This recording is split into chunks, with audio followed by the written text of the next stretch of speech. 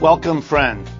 This is Economic Update, a weekly program on the economic dimensions of our lives, national and international aspects of our work situations, our incomes, our debts, all the things that make up the economic parts of our lives. I'm your host, Richard Wolff. I've been a professor of economics all my adult life. I currently teach in the graduate program for international affairs of the New School University in New York City. I also write regular economics columns for truthout.org, a courageous daily source of news and analysis that I urge you to take a look at. Truthout.org. Please also know that if you find the discussions and analyses we present on this program of interest, that you can explore them further and look at some of the documents and papers that they are drawn from by consulting our two websites. The first one is rdwolff.com, and the second one is Democracy at Work, all one word, democracyatwork.info. By going to those two websites, you can elaborate what you get from these programs. You can pursue your interests. But you can also do two other things. You can sign up for a free newsletter that will bring electronically these kinds of things to your attention once a month or so at no cost. And you can also communicate with us at the program, sending us your comments, your questions, your criticisms. And we try to respond to them in select few of them at the end of each program. But we also read and think about all of them in shaping what we cover and how we cover it in this program. So if you're interested, do take a moment. RD Wolff, spelled W-O-L-F-F, rdwolff.com, and democracyatwork.info. We begin our updates for this program with returning to a country we have talked about often. The country is Greece. And Greece has become a kind of tragic poster child for the mismanagement of our economic system, and in particular, the mismanagement of the crisis that this system is prone to and is now in the middle of. So just to remind you, Greece currently is distinguished by a 27% rate of unemployment. In the depths of the Depression, the Great Depression of the United States in the 1930s, particularly in the year 1933, the unemployment rate in the United States was 25%. Cataclysmic, the effects it had. I remember as a young person reading The Grapes of Wrath, the great novel of that time by John Steinbeck, to get a feeling for what the Depression meant for tens of millions of Americans. 25% was the depth. Greece today is worse than that. Try to think and try to have some compassion for what that might mean. And as if to underscore the statistic, for people under 25 years of age, the official unemployment rate in Greece is 65%. So when you find out, if you haven't already, that young people are leaving Greece in record numbers, desperately trying to find work elsewhere in Europe or even further across the globe, you will understand why. An economic system that breaks families up this way, that sends young people on a search for jobs only to discover that the countries to which they are going are struggling with unemployment, not as bad as Greece's, but unemployment nonetheless, and that their prospects are not what they might have imagined, well, then you have a feeling, a sense of Greece. So perhaps you can imagine the stunning news, this last couple of weeks, when it was discovered that one of the ways Greece is trying to cope with its government, with its crisis, is not only by a horrific austerity program, cutting jobs, cutting government services, but another way that the government is supposed to come to terms with this is by reducing its budget deficit. That's what austerity people like to do. That's what Mr. Ryan here in the United States and Mr. Boehner of the Republicans are pushing for, and what the Democrats basically allow as well. So in the effort of the Greek government to cut its budget, it is selling government property. Now you might at first wonder, what does that mean? The government is taking property owned by the people of the country and selling it to private, wealthy buyers, because that's the only people who can buy this. And now it turns out that the people in charge of selling government property are not in bed with, but in the airplane of, the people they're selling to. Let me be specific. The chairman of the privatization agency in Greece, Stelios Stavridis, was exposed by the press taking a ride on the private jet of Dimitrios Melisanides, who turns out to be a participant in a company called Emma Delta, which was just sold a 1/3 stake in the national lottery that the government sold to them. 1/3 of it sold it to them. So that private interests are now going to run the lottery. They're going to help set the price of the tickets. They're going to help determine what portion is paid out in prizes and what portion is taken as profits. And they're going to get 1/3 of those profits that used to go to the government to help them do what they do. But the government, having sold 1/3, will now not get 1/3 of the profits for the years ahead. Does it make a little sense to you? Good. Why would you do that? Well, we have a hint because Mr. Stavridis was caught in the private jet of the person he sold 1/3 to. And they were both flying to a Greek island where they vacation. Yep, this is a part of all austerities, here in the United States, in Britain, everywhere. The selling of property. In Detroit, a city that has declared bankruptcy, they are also selling art objects from the city hall, among others. They're selling the people's property, and in that sale, all kinds of cozy arrangements get made between the agency selling and the private sector gobbling up. The private sector, let's make no mistake, which has refused to pay the taxes it should have and could have, thereby bankrupting the government, which has to then go to the companies that didn't pay taxes and sell to them the public property. And you know how the private enterprises buy it?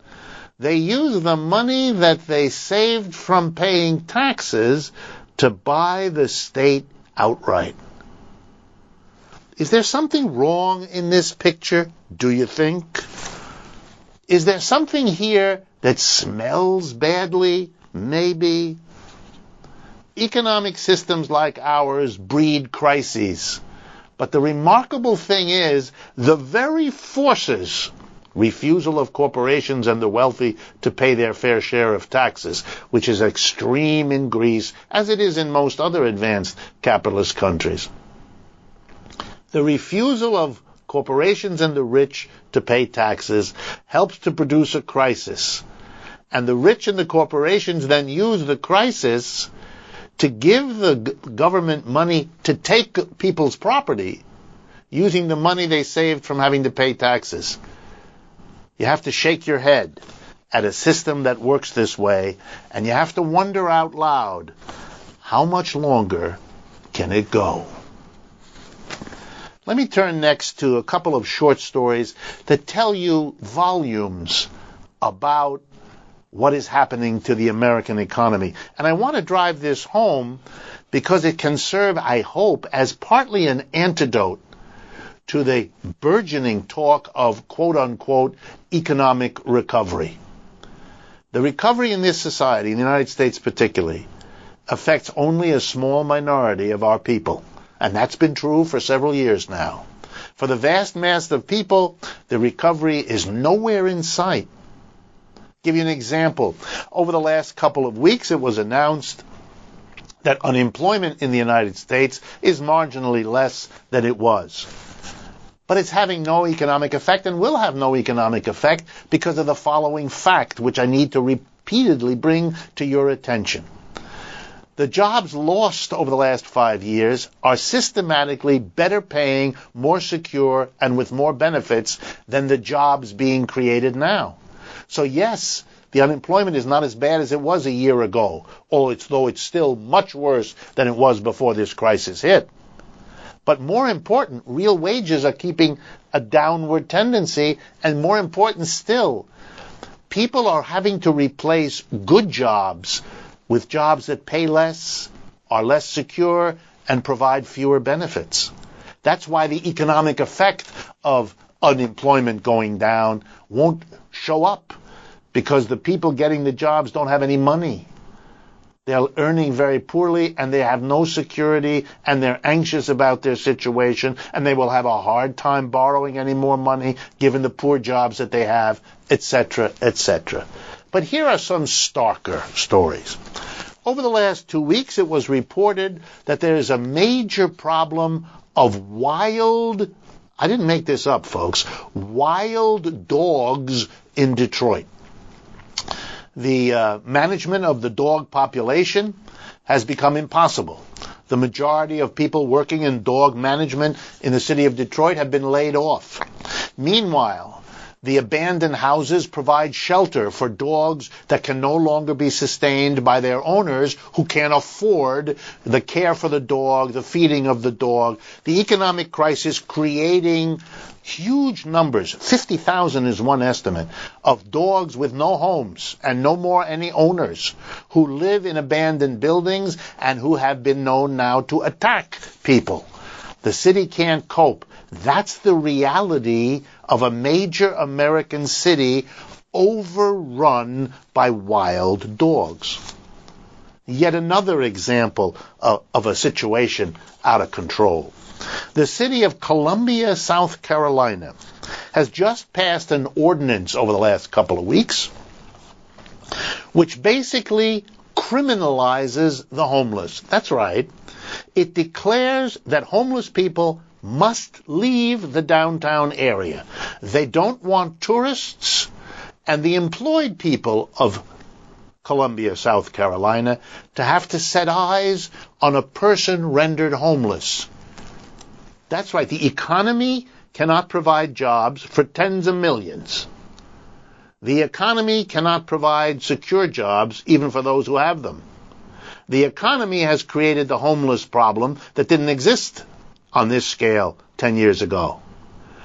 But the blame is falling on the homeless, and they're being told, you must go out of the downtown area, or, here it comes, we will arrest and imprison you, because you will be criminals because you haven't left. And what do we have to provide for you? On the outskirts of Columbia, through a partnership with a private charity, the city has a shelter with 240 beds. But the official homeless population is 1,500, 6 times the number of beds. So what is it exactly they're going to expect? Well, we know what to expect. People won't want to stay in those shelters that the police take them to. So they're going to station police. This is the announcement from the government of Columbia, South Carolina. They're going to station police on the roads back into town to block the homeless. So they're either going to be imprisoned because they stayed downtown, or they're going to be put into an overcrowded, effectively other kind of prison on the outskirts of town, effectively banished. This is not only a sign of what's happening to large numbers of people in America, but it's also a sign of a society that doesn't know how to cope. Gone is the notion, my goodness, we should find homes. That shouldn't be hard because we have millions of abandoned homes in the United States. People who couldn't afford to stay in them. We have millions of abandoned homes for these homeless people to find shelter in. But in our economic system and in our political system, we can't even ask the question, gee, let's find some homes for the homeless. Let's create some jobs. Let's give these people another chance to make a decent... No. We are imprisoning them at more expense to the population and at a destruction of them. Have we not learned the lesson of the past? Don't we know that if you put homeless people into a prison, their situation becomes worse? Their capacity to recover and find a useful place in society shrinks, and that it costs the rest of us the money to imprison. This is a lose-lose proposition, and that the good people of South Carolina can't do better, and the city fathers of Columbia can't do better than this, speaks about a society falling apart by an economic system that doesn't work and a political system that can't cope with a dysfunctional economic system. Dogs in Detroit and criminalized homeless in South Carolina are powerful evidences of something that isn't working. Let me turn now to some of the more major discussions that I want to have with you in this program and bring some of these items to your attention. I want to begin with a story about universities and students. This is an extremely important issue for many reasons. It's no exaggeration to say that the future of the United States is in many ways shaped by the a large proportion of our young people that go to colleges and universities of one kind or another to beef up on their capabilities, their self-confidence, their knowledge, so that they can be more productive and more effective in what they do. So how we treat them and how we handle our student population, again, tells you much about what's happening in this society. And I would argue, as I have in the previous minutes of this program, that we're not doing real well and that recovery is not the word you want to use. Let's begin. We have had, as you all know, an economic crisis since 2007. And it has affected colleges and students in particular ways that I want to now focus your attention on. First, it has made for a generation of desperate young people. Here's what I mean. As the job situation has deteriorated, as either their parents have lost jobs or their parents have held on to jobs but discovered that they now pay less or are less secure or have fewer benefits, or all of that, young people are realizing that they're going to have a hard time, that they are getting ready to enter a job market that is grim with the spectacle of unemployment, reduced benefits, reduced security, extraordinary. And that has frightened our young people so that they are more desperate than ever to get a college education. Not so much because of what they might learn, but because they must have that credential, a bachelor's degree, a master's degree, an associate's degree, a PhD degree, because it gives them, they hope, a leg up in the competition to get any kind of job, let alone a good one. So you have a desperate group of people moving into universities in increasing numbers in many cases, because they want that benefit, that help in getting their careers off to a decent start. At the same time, the crisis, because so many people are unemployed, so many people are earning less than they used to, is paying less taxes into our 50 states. And our 50 states are the major source of money for the state universities and college systems where the vast majority of our student population goes. Higher education is a public enterprise in the United States, overwhelmingly. The private enterprise is for the few. So with the states strapped for money, because of the economic crisis, they have been giving less money to the state universities. So let's see. The way our efficient capitalist system works is the crisis of that system is driving more and more young people to want and need a college education, at the same time that it diminishes the resources states are providing to the colleges and universities where most young people can expect to find a college education. This doesn't work well, and it produces bizarre outcomes. Here they are. As there are more and more students who want and need a college education in their desperate search for decent jobs, and the state provides less, what has happened? Well, the colleges and universities have responded, both the private and the state. Although the state is the place where the crunch comes, the private are just riding on the situation.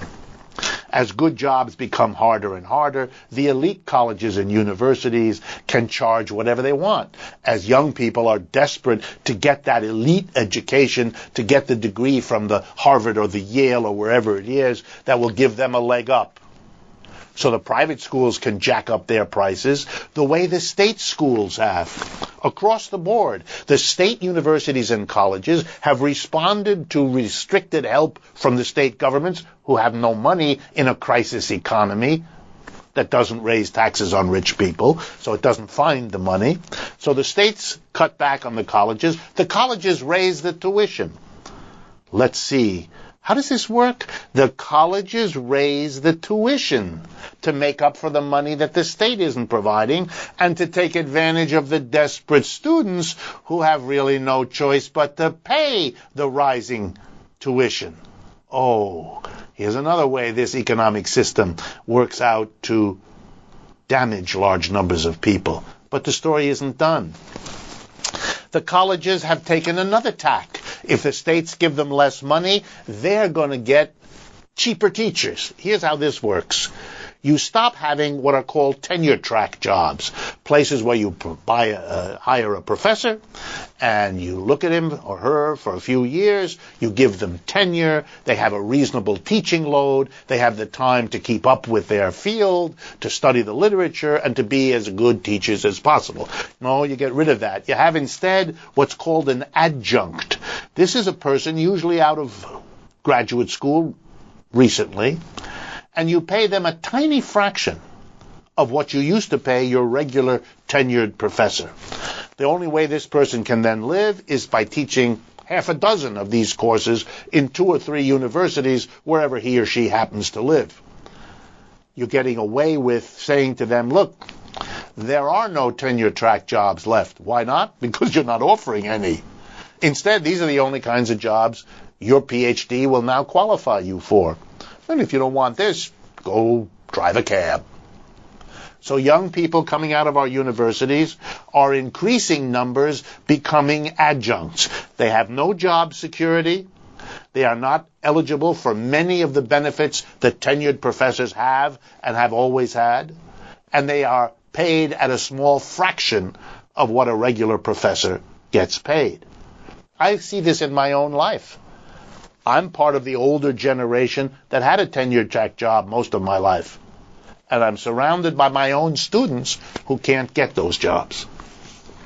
So the university saves money by having young people working too many jobs, unable, therefore, of course, to keep up with the literature, no time to learn and develop their knowledge. It's not good for education. It's not good for the students. It is driven by money, by the lack of money coming from state governments strapped by the crisis, who turn around and solve this problem by hiring young people as adjuncts. A bad solution to a bad problem. Last step. Young people, desperate for work, whether they go to a private school hoping to get an elite job, or they go to a public college or university hoping to have a leg up on those who can't afford to go. This is a desperate collection of people. They can't question shifting to adjuncts from real professors, paying people too little to enable them to do the job they trained to do, the young people. They want to be good professors, but you have to pay them to enable them to do it, like with anything else. The young people who are going to school, they don't question what's happening with adjuncts. They're grateful to be in the school. And they don't question the rising tuition. What choice have they got, they feel? So what do? They go and they borrow money to pay the high tuition. And they're borrowing now mostly from the federal government. So this crazy society has a crisis that hobbles the ability of the state government, which was doing a fine job funding higher education. So now it's funded instead by the federal government, but not by the federal government directly helping the college. That might be rational. No. Instead, the federal government gives loans to the students, hobbling them with a new generation of young people, hobbled with enormous amounts of debt as the price of the education they want and need, not only to help themselves, but to build our society. This is an educational, an economic, a personal, and an ethical disaster. Young people willing and able to study should not be hobbled with these conditions. They should not have adjuncts. Those adjuncts should be given proper pay and job conditions. They should not have to overload with debt. It's an insane way of handling this problem. This is a society whose economic system is so dysfunctional that the dysfunction is spreading. It's metastasizing into the educational system that will have negative consequences for this country's future for decades to come. It shows a system that does not work. We're going to take a short break in the middle of our program today. Please stay with me. This is Richard Wolff. The program is Economic Update, and I'll be back with you in a short moment. Welcome back. This is Economic Update. I'm your host, Richard Wolff.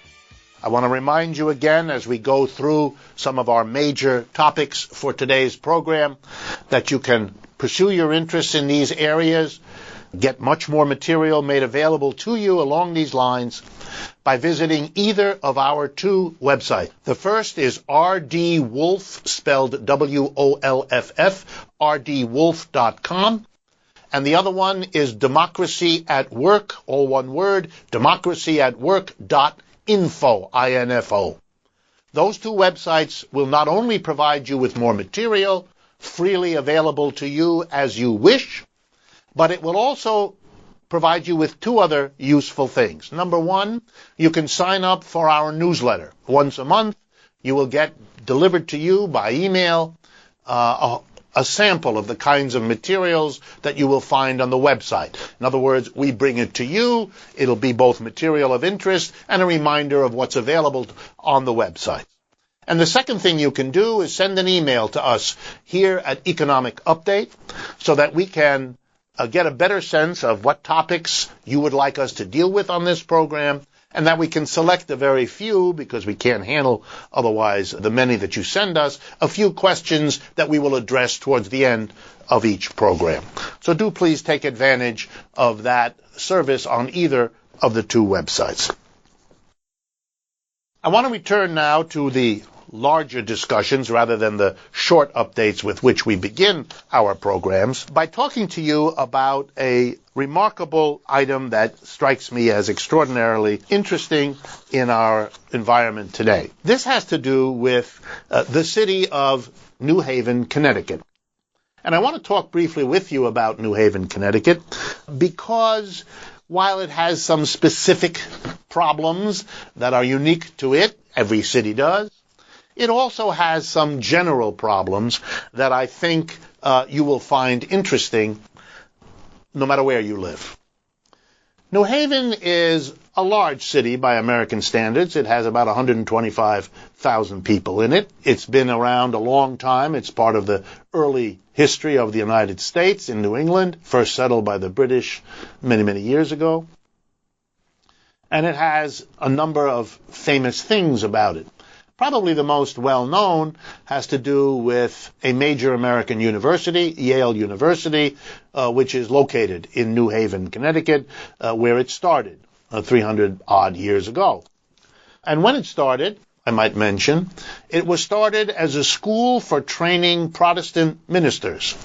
The idea was that the people in Connecticut, and there weren't all that many, who had come over from Great Britain were mostly Protestant, and they wanted to be able to set up local Protestant churches, but they had nobody to be a minister. And so they wanted a school to be set up that would train people to be Protestant ministers so they could serve in the churches in and around New Haven in the state of Connecticut, and thereby be a service to the community. So Yale was set up to perform that service, and Yale was provided with something I'm going to talk about as we go on.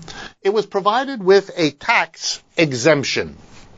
That is, the argument was made, look, if the school has to pay taxes for the property it occupies, for the buildings in which it trains these young men to be ministers, because they didn't train young women, well then it's going to be hard going, and let's do them a favor and give them tax exemption. They are doing something that the whole community will benefit. And so the whole community said, you don't have to pay taxes. We will provide you, the School of Yale, with local services. If there's a fire, we will come and put the fire out. And if you need police services of one kind or another, the community will provide them. And of course, it costs the community money to provide police and fire and a public school to train the children of the people who work at Yale. But we will cover those costs. You don't have to pay your share. You don't have to pay the taxes that would otherwise pay the police people and the fire people and the school teachers, because you're providing a service for the community, training our young ministers, so we'll give you a tax exemption. Thank you, said Yale. They took the tax exemption, and they have held on to it ever since. Fast forward to now. Over the last few weeks, a number of rating agencies have said that the rating of the bonds, the debts of New Haven, have been lowered. It's becoming riskier and riskier to lend money to New Haven. You know why? Because New Haven's economy is in trouble. You know why? Because it's part of the capitalist system in the United States, which is in trouble across the board. Detroit is an extreme example, but New Haven is on its way. Whether it'll get to the condition of Detroit, we all hope not, but that's the direction in which New Haven is moving. And that's shown by the cutting of the rates of the credit agency, because New Haven doesn't look like it's able to raise the money to function as a city. It's having to face cutbacks, it's having to face emergencies, and there are all kinds of discussions. Who should be cut back? Should you cut the pensions of the former city workers who gave a lifetime of work to the city? Should you cut the salary or the benefits or the pensions of the school teachers and police and fire workers today? All those kinds of questions are now urgent in New Haven and being discussed. But I want to make this point about that issue. There is a kind of an elephant in the room that no one is recognizing is sitting there, even though the aroma and the sheer bulk are affecting everybody. The issue in New Haven is Yale. Just like the issue in Detroit was the auto companies, the big elephant.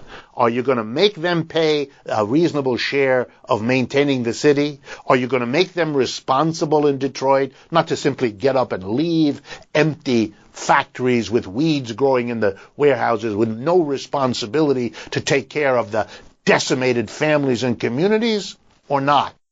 In Detroit, the answer was, or not. And in New Haven, the answer so far has been, in relationship to Yale, a similar or not.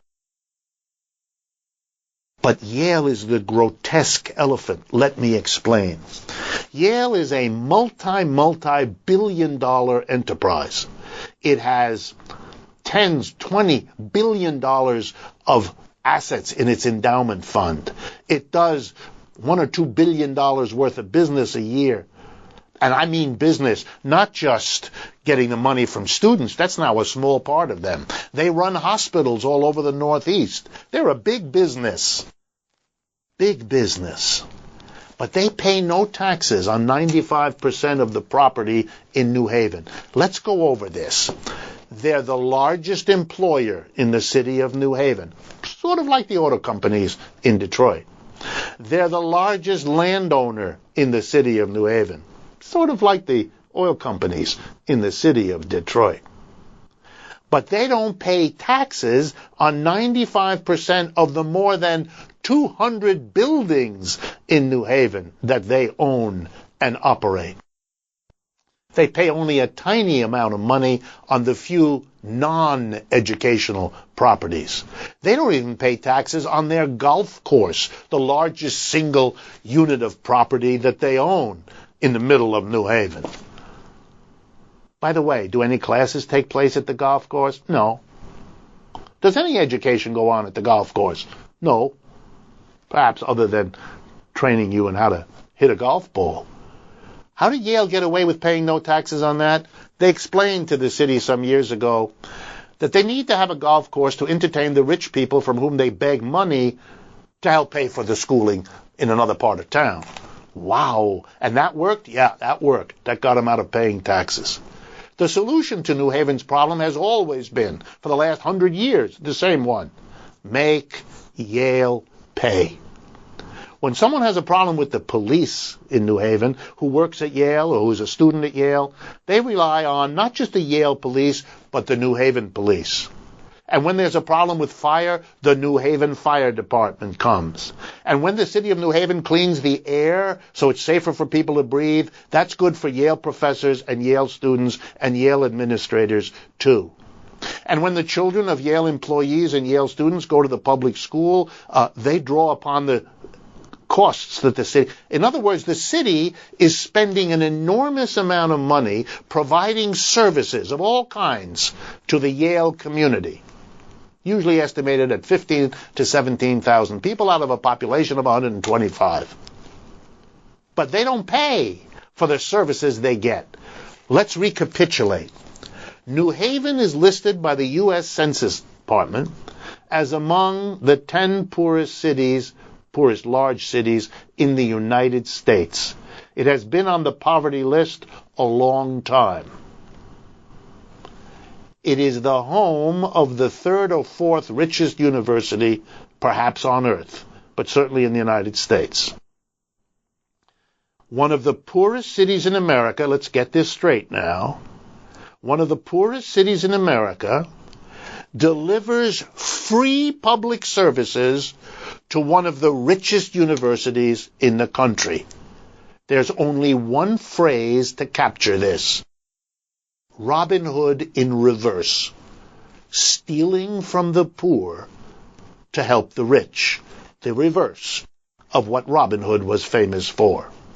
What kind of a society allows a community of 125,000 to tax itself very high to pay for the services it delivers to a wealthy university for free? You have to take a step back, scratch your head, and remember you're in the United States of America, where this kind of reverse Robin Hood is now typical. The people of Detroit made the car companies work, and the car companies paid them back by decimation. Decimation illustrated by the story earlier in this hour about the dog problem in Detroit. Yale is an institution ostensibly committed to higher education, to the civilizing effect of education.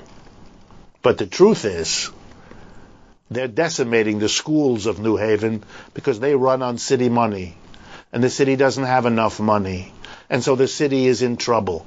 Oh, it's not as bad in New Haven schools as it now is in Philadelphia schools that are literally collapsing. We have noted that in earlier programs a month ago. But New Haven is moving in that direction. There's no need for it. The resources at Yale are more than enough to help the city in the ways that it should have been doing for 100 years.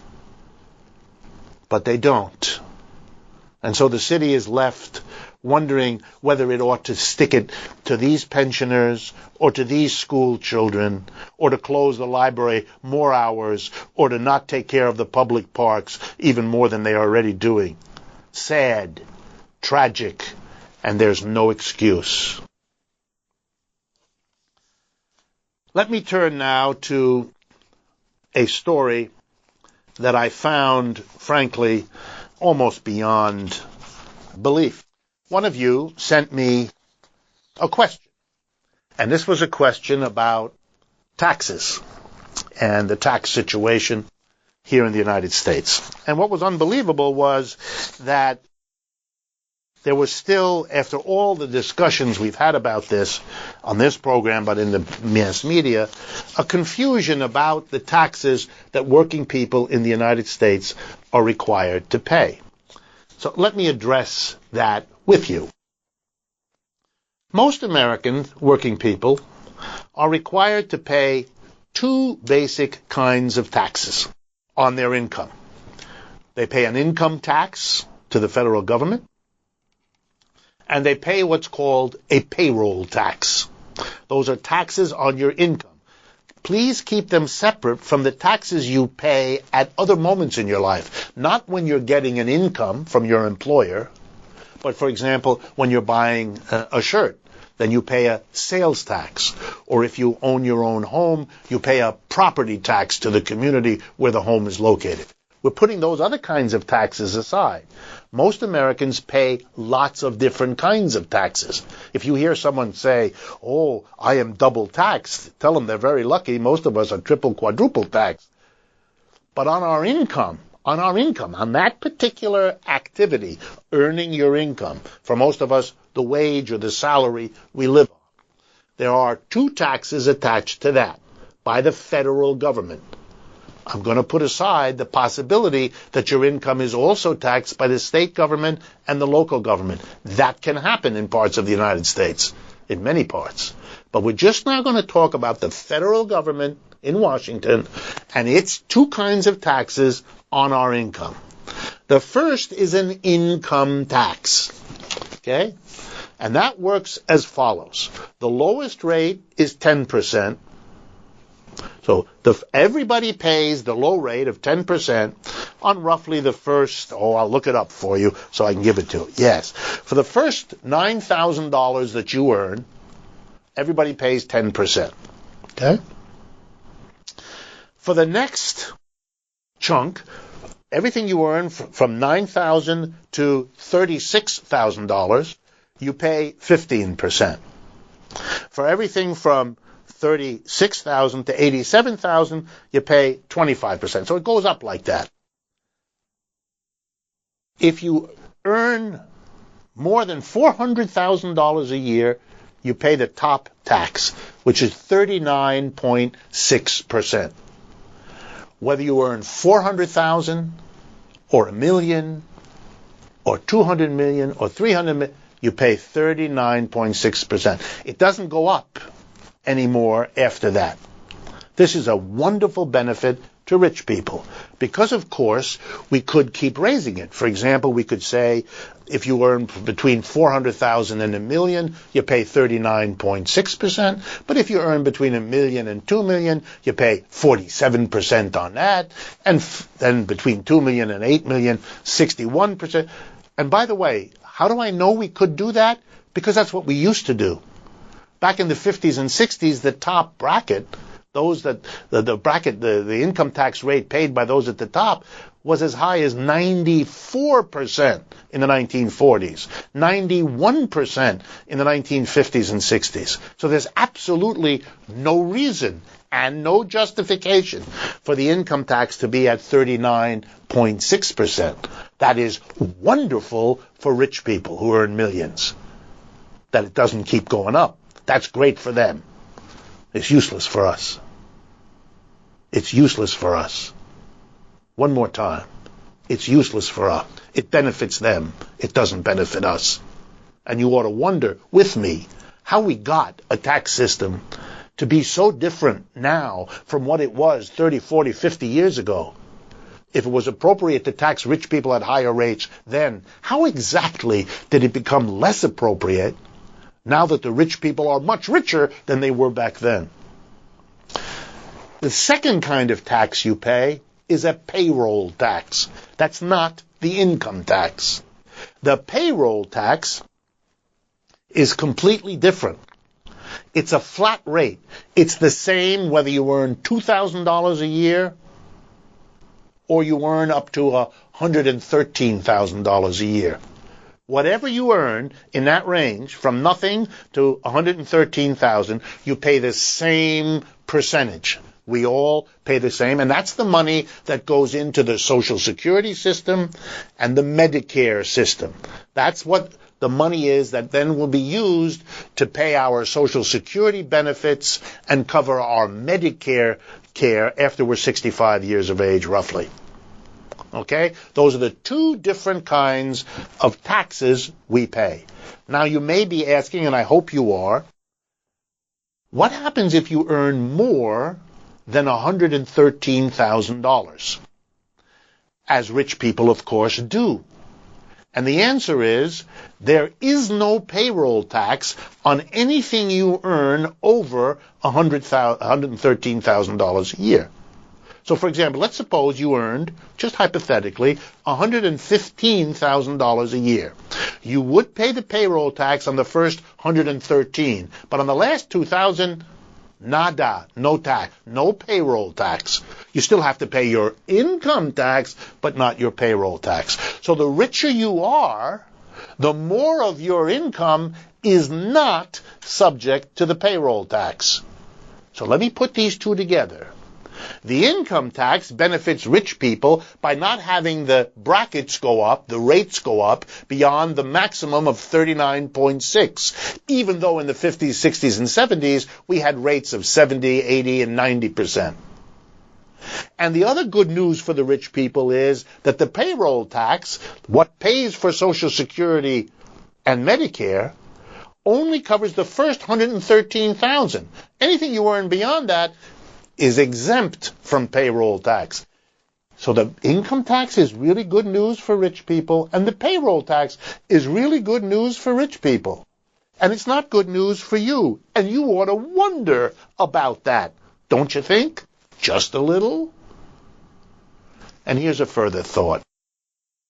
If you made the payroll tax cover not just the first $113,000, but all the income, all the way to the top, you would suddenly bring the Social Security system a vast new flood of revenue, meaning that all the scary talk about how Social Security doesn't have enough money or Medicare isn't enough disappears. Because you did what? Because you finally taxed wealthy people at the same rate that everybody else pays. And then that money would come in to Social Security and solve its problems and take care of all those Americans who've given a lifetime of labor and want to retire at 65 and get the modest benefits that come from that. And ditto with Medicare, providing a Social Security health care that is normal in all other countries for all ages, but in this country is limited to people over 65, at least so far. Our tax system is a travesty on the most elemental notions of economic justice. It is a tribute to the right wing and to conservatives that they can make a case that Americans find persuasive that taxes are too high. The answer is not that taxes are not too high. The answer is taxes are too high on the average people. And they're way below where they used to be, where they could be, and by all ethical commitments ought to be, which is much higher on those most able to pay, who have gotten away with a tax avoidance of stunning dimensions for the last 40 years. In the time that remains in today's program, I wanted to bring to your attention a remarkable workers' co-op. This is something I have done in past programs. We don't do it every program, but I want to again explain that the purpose of this is to make everyone aware of the creativity, the ingenuity, and the success that it can be had by people who don't want to reproduce the kind of enterprise that is the norm in the American society. The enterprise in which a handful of major shareholders select a board of directors that makes all the decisions that the average person has to live with who works in an enterprise, even though he or she had no participation in making that decision. You know, we made a revolution in the United States back in 1774, 5, and 6 in order to establish that you can't have a decision you live with the consequences of unless you also participate in it. That's undemocratic. Interesting, if it's undemocratic to have a political decision without you having a say in who makes that decision and what that decision is, then how did it ever become possible to do that economically? Why is it possible in the workplace to have people making decisions we live with without participating, even though that isn't possible down the street in the neighborhood where we live? Well, let me tell you about another one. Beyond Care is the name of a cooperative child care service. It is owned and run by a collection of women. They operate in Brooklyn, in that borough of the city of New York. Many of them are immigrants who have had a hard time finding work, just as they had a hard time finding quality daycare for their own children. So they got together and decided to, you might say, achieve two goals with one act. Provide themselves with decent work in an environment they could believe in, while at the same time providing a really important resource for other working families like themselves. So they produced something called the Beyond Care Co-op in Brooklyn. It is a great success. It's been going since June of 2008. I don't have the time to go into detail about all the things they do, but you can find them on the web, where you can learn a great deal more about them. They are licensed and so forth here in the state of New York, and they are a testimony to what people who have more than the average number of disadvantages, whether that be in language or in all the upsets that go with moving from one part of the world to another and losing the connections with your families and communities. So they have a lot of extra obstacles. Nonetheless, they have found that a worker co-op is the way to both serve a community, serve yourself, create a job situation where you look forward to going every day rather than dreading the experience. And so I wanted to bring their heroic story, in this case a women's working co-op, to your attention so that if you're interested, you can find out more about them. Let me conclude today's program then with urging you to think about the kinds of issues that shake this economy. Please do not be misled by news stories about recoveries and glowing stories. I noticed, for example, that President Obama is about to deliver a speech in which he's going to tell us what he's going to do for college students. What college students need is a radical change in a system so that it isn't fraught with crisis and so that the crisis does not bring them into the awful past that we talked about at the beginning of this show. So be courageous, be skeptical, and I hope that you join us next week when we will once again have Economic Update. This is your host, Richard Wolff, looking forward to speaking with you again then.